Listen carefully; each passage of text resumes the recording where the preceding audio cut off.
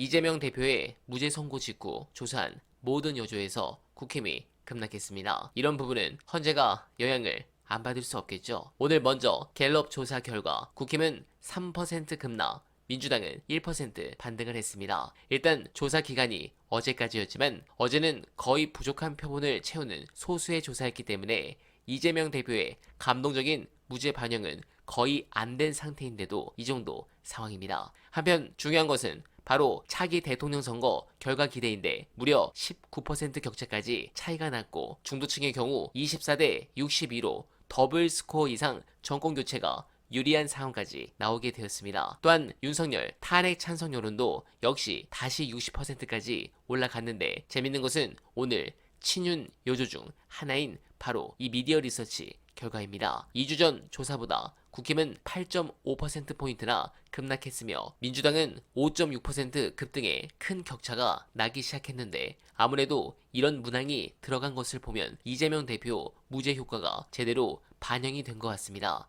그리고 검찰도 멘탈이 나가기 시작했는데 곧 이어질 검찰의 운명과 함께 점점 유력해지고 있는 헌재 관련 썰 보시고 이어가 보겠습니다.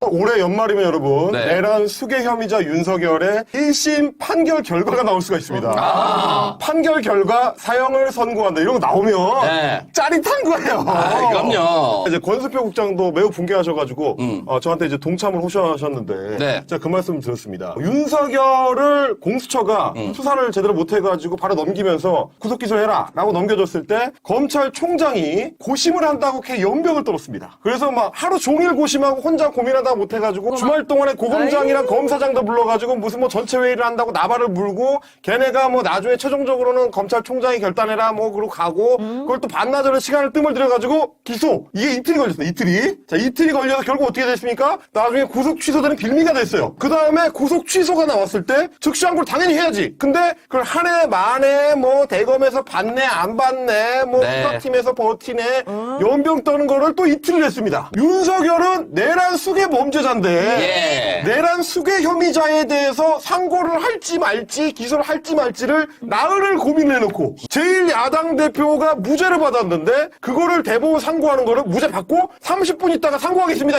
바로 입장 나왔어. 그 다음날 오후에 바로 상고를 해. 이렇게 빨리 할 거면은 이 구속 취소도 안 됐지. 이런 연병을 떨다 보니까 검찰 내부에서도 대검 수뇌부가 연병을 떨든지 말든지 걱정하는 목소리가 밖으로 터져 나옵니다. 그래요? 자, 이렇게 나옵니다. 저희 해치되나요?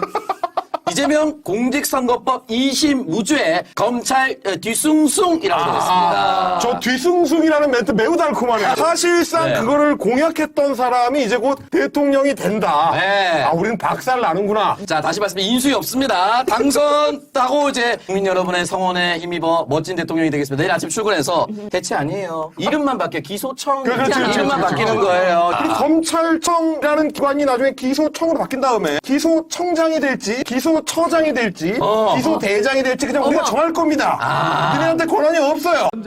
헌재 선고는 선고일도 한 사람이라도 합의가 안 되면 선고를 못 하거든요. 지정 못하니까. 네. 그러니까 5대3이든 4대4든 7대1이든 뭐 7대1 됐으면 해버려 하는데 그 중에 한 사람이 나는 사인 못해. 선거에 대해서. 그러면 하염없이 미뤄질 수 있는데 그것 때문에 미뤄지는 거라고 그런 것도 보여지지. 있는데 의견 표명을 예를 들면 이제 A 쪽하고 B 쪽하고 두 가지 의견이 있다고 치면 A 쪽에서도 강하게 계속 못 밀어붙이는 게 내가 이거 강하게 밀어붙였다가 내가 원하지 않는 반대 결과가 나올까 봐 그래서 사실은 이걸 표명을 아예 못 하게 되는 거고 B 쪽도 마찬가지라는 거예요. B 쪽도 내가 이걸 강하게 밀어붙여가지고 뭔가 했을 때 실제 뚜껑 열어보니 아직까지 자기네들은 뚜껑을 안 열었다는 거예요. 자기네끼리는. 그래서 아직까지 내가 이걸 강하게 밀어붙이고 싶은데 밀어붙이게 되면 또 우리 쪽도 사실은 어떻게 될지 모르니까 서로 눈치만 보고 일단 끝내자 이렇게 좀 넘어가요. 노희 변호사가 파악한 바로는 내가 파악한 바로는 양쪽 다 수싸움과 눈치싸움을 하고 있다가 네. 예를 들어서 한독수 좋아. 그럼 한독수는 일발 치우자. 한국까지는 정리됐고 치우자. 그리고 나머지 이제 윤석열만 가지고 해보자 하는데 계속 지연시키는 쪽에서 지연시키는데 성공해 왔어요.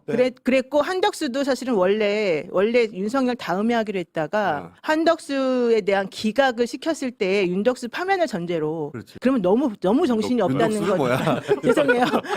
그 윤석열 파면을 전제로 한덕수에 대한 거를 그 뒤에 하게 되면 너무 정신이 없고 그 분쟁이나 갈등이 혼란하다. 그래서 아예 그냥 한덕수 거는 기각으로 말하면서 앞에서 앞에서 해줘버리고 일종의 거래를 한 거잖아요. 네, 거래를 좀 했다고. 거래를 좀 했는데 그러니까 이쪽 그 탄핵 인용을 확실시하는 네. 진보 쪽에서 혹은 중도까지 그래 이거는 거래하자 네. 했는데 그러면 보수 재판관 쪽에서 알겠어 니네가 그 정도 물러섰으니까 이제 날짜 잡자 해야 되는데 그걸 안 잡는 거 아니에요? 거기도 못 잡아. 그걸 못 잡는 거 아니에요? 날짜를. 양쪽 다 못 잡아. 제가 저거 취재한 것도 비슷한데요. 네. 거의 비슷한데 헌재에서는 윤석열 파면 윤석열 탄핵보다 더 중요한 내용이 없어요. 없어요. 이거는 정용식도 얘기했고 네. 김영두조차도 얘기했었는데 이 부분에 대해서는 한 3주 전에 김영두 재판관이 완전 돌아앉았습니다. 이거 안 해주면 움직이지 않겠다고 돌아앉으면서 이 기류가 어쩔 수 없이 들어준. 바뀌었어. 한덕수. 네, 한덕수. 그거는 그렇다고 쳐. 이제 예. 치웠잖아요. 그러니까. 치웠으면은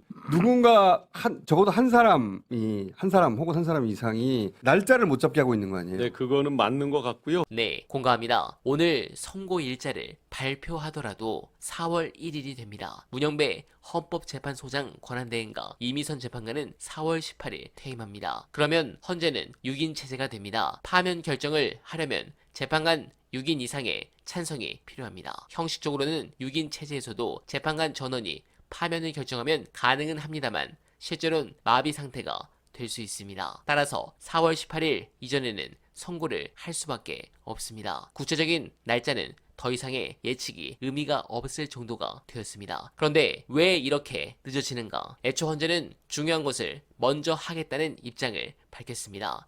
그런데 그 사이 감사원, 서울지검장 사건, 한덕수 국무총리 사건 등 다른 탄핵 선고를 먼저 했습니다. 그리고 3월 27일에는 다른 일반 사건 선고를 진행했습니다. 따라서 지금 헌재 선고가 늦춰지고 있는 게 시간의 문제는 아닌 게 아닌가 싶습니다. 지금까지 헌재 관련 전망은 모두 추정입니다. 헌재의 보안이 철저한 것 같습니다. 다만 한덕수 국무총리 탄핵 사건에서 기각, 인용, 각하 의견이 5대 1대2로 나뉘어 재판관들의 이견 조정이 아직도 안 되고 있는 것 아니냐는 추정이 나오고 있습니다. 헌재는 보안에만 신경 쓸 게 아니라 이젠 왜 늦춰지고 있는지 국민들에게 최소한의 설명이라도 해야 합니다. 우리나라 공직자들은 기본적으로 서비스 마인드가 전혀 없습니다. 또한 이준석처럼 네 가지도 없는 것 같습니다. 주권자인 국민이 웃었나요? 현대사회에서는 판사는 국민들의 절대자 심판관이 아닙니다. 국민들을 위해 공적인 법률 서비스를 제공하는 사람이며 그들에게 월급을 주는 국민들이 주권자이고 그들은 공복입니다. 왜 일이 제대로 되고 있지 않은지 주인이 궁금해하면 종은 보고라도 해야 합니다. 주인과 종의 위치를 착각하면 안 됩니다. 어디서 감히 국민을 우롱합니까? 헌재가 이번 사태를 계기로 절대 돌아올 수 없는 파멸의 길을 걷길 간절하게 바라며 원활바는 오늘도 최선을 다하겠습니다. 여러분 고맙습니다.